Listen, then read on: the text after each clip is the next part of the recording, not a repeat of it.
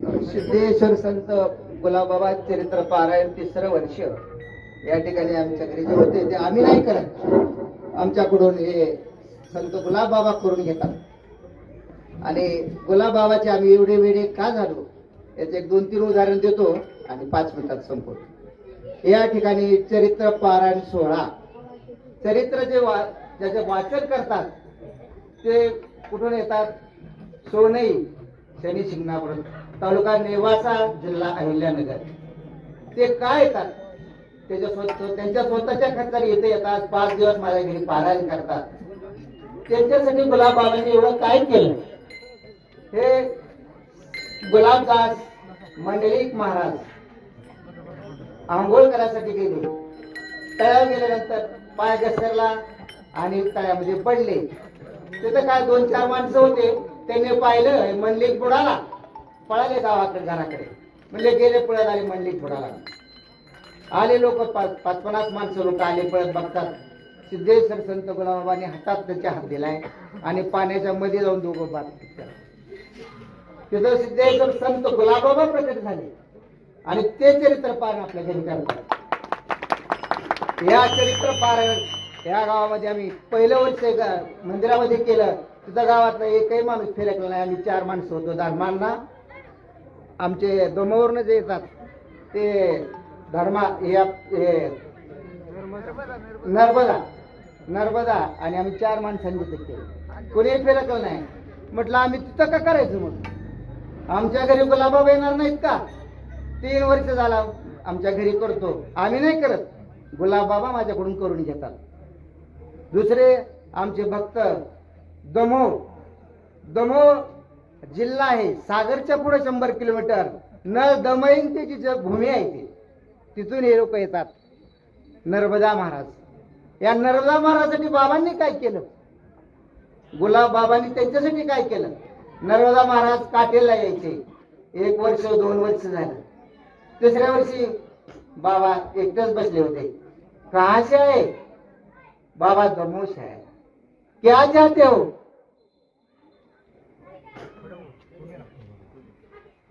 भगवान गुलाब बाबा से मैंने विनती की कि मेरे को आशीर्वाद दे भगवान। तो भगवान गुलाब बाबा ने मेरे सिर पर हाथ रख दिया, तो मेरे ये काले बाल हैं, ये सफ़ेद बाल हैं। भगवान का ये आशीर्वाद है। भगवान गुलाब बाबा की जय। त्यांचं वय 72 वर्ष आहे। 1966 चा जन्म आहे त्यांचा। एकही डोक्याचा केस पिकला नाही। बाबा ने डोक्या हाथ, क्या चाहते हो? बाबा मुझे कुछ नहीं चाहिए, मुझे आशीर्वाद चाहिए, लो आशीर्वाद। बाबाने हात ठेवला, त्यांचे केस अजूनही काळे। गुड्डू भैया,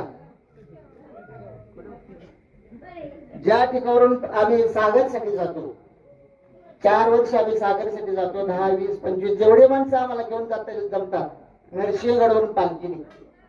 त्या गावचे एक महाराज गुड्डू महाराज आहे।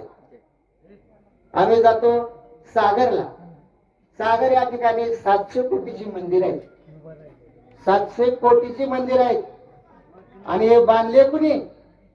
अलमडा दादा, जे अदानी, अंबानी, टाटा बिर्ला, जे मुंबईमध्ये 9 आरोपती आहेत, मुंबईमध्ये जेवढे आरोपती आहेत ते 9वा नंबर अलमडा दादांचा। ते आम्हाला नावाशी ओळख, देवकर देवकर देवकर। आम्हाला आम्ही बाबांची सेवा करतो। आम्हाला बाबांनी कुठे नेऊन ठेवलं ते दगडूभाऊ सांगते। यावर्षी आपल्याला दगडूभाऊ आपल्याला ज्या ठिकाणी पालखी निघते तिथून आपल्याला काय केलं सांगा? तुम्ही उठून सांगितलं, तुम्ही सांगा तुमच्याकडे नाही। लाखो माणसाची पालखी निघते, लाखो माणसाची पालखी निघते। 150 किलोमीटरचा प्रवास असतो। जिथून पालखी निघते नरसिंहगडमध्ये, तिथून रथामध्ये आम्हाला बसवलं। रथ पहिल्या रथमध्ये, मी दुसऱ्या रथामध्ये, दगडूभाऊ। आम्ही सगळ्या गावाला फोटो टाकले, सगळ्यांनी फोटो पाहिले। मी माझ्या घरी चरित्र पारायण करतो, मी नाही करत, बाबा करून घेतात। पण एकही माणूस चरित्र पारायण वाचायला बसत नाही आणि एकही माणूस ऐकाय नसतो। वाचतात गुलाबदास महाराज मंडलिक आणि आम्ही ऐकतो घरची माणसं। ही मला सांगायची वेळ आली इथं बाबांनी. पण बाबांनी माझ्यासाठी काय केलं? मी काय एवढा वेळा झालो गुलाब बाबाला? एवढ्या दूर जातो, 20-25 माणसं घेऊन जातो. आम्ही गेलो येते बरेचसे लोक घेऊन, बरेचसे उदाहरण आहेत. आपल्या गावचे संतोष देवकर 19 लाख रुपये कर्ज होतं, त्यांना विचार आला. एक जय गुलाब बाबा संतोष. आम्ही सागरला घेऊन गेलो, 19 लाख कर्ज ठेवून आज लाखो रुपये नफ्यावर 1 लाख रुपये त्यांनी गेल्या वर्षी दिले. सगळ्या गावाला माहिती. 1 लाख रुपये आपल्या मंदिरात संस्थांसाठी दिले, संतोषने दिले. धर्मांना घेऊन गेलो, धर्मांना दोघे आहेत. त्यांची 2 मुलं लंडनला घर घेऊन राहतात. स्वतःच धर्मांना सांगा हे का तुमचं घर कुठं आहे?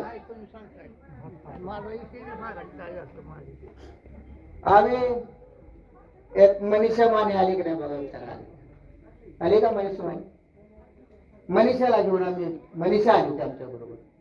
तिच्या भाऊभाऊकीचं भांडण गावात दोघे, तिची आई आली तिला न्यायला, दोघीने गोठडी बांधली आणि निघाल्या. मी तेवढ्यात मोटरसायकल गावात चाललो होतो. ते दोघं रडीत बसल्या होत्या. म्हणलं का रडता? म्हणले भाऊभाऊकीचं भांडण आम्हाला जरा होऊन दे. आम्ही मी चालले. म्हणलं मनीषा तू तर नेताजी, तुझ्या इथं गाव भाऊभाऊकी तुला राहून दे, परगावी तुला कोण राहून दे? तू गाव सोडू नको. म्हणे ते सोड म्हटलं ते बांधलेलं सगळं गावात. तिने सोडलं सगळं आणि त्या मनीषाला आम्ही घेऊन गेलो होतो. मला काल वांगी पाहिजे होती, वांगी. मी बऱ्याच ठिकाणी चौकशी केली. मंगेशला मंगेशला फोन केला. म्हणलं मंगेश आपल्याला वांगी लागायचं, 15 किलो घेऊन ये. पाहिले त्याने म्हणला 50 रुपये किलो आहे बापू वांगी. म्हणलं घेऊन ये. फोन खाली ठेवला आणि मनीषाचा फोन आला. म्हणले बापू तुम्हाला वांगे पाहिजेत का? माझ्याकडे वांगे तुम्हाला कॅरेट काय 10-15 किलो लागतात, तुम्ही तोडून लगेच देते. गुलाबबाबांनी हे सगळं गुलाबबाबा कोण येतात. आणखी माझ्यासाठी गुलाबबाबांनी काय केलं? हो, आज त्यांची पंगत आहे. आमचे हृदास भोसले यांच्या आईला कॅन्सर झाला. त्यांना घेऊन आम्ही सागरला गेलतो. कॅन्सर होणं किती उभा राहा. कुठे आहे रंजनात आहे? कुठे आहे? कुठे उभे? त्यांना कॅन्सर झाला.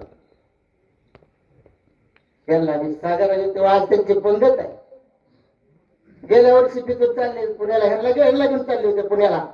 तिथं आले, दर्शन घेतलं. 5,000 रुपये लागले.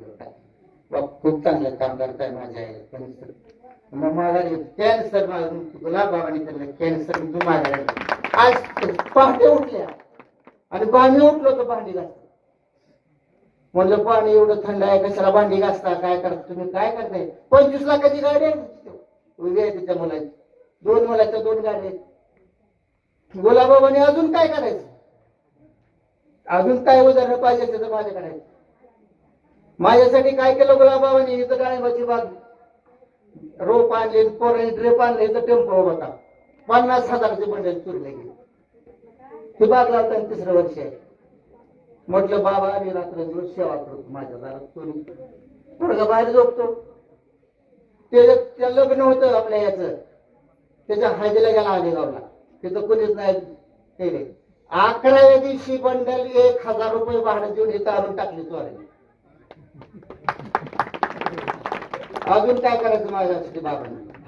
बाबा झोपत नाहीत. आता माझ्या डाळिंबाची बागेत डाळी सगळे लपडून गेलेली झाडं.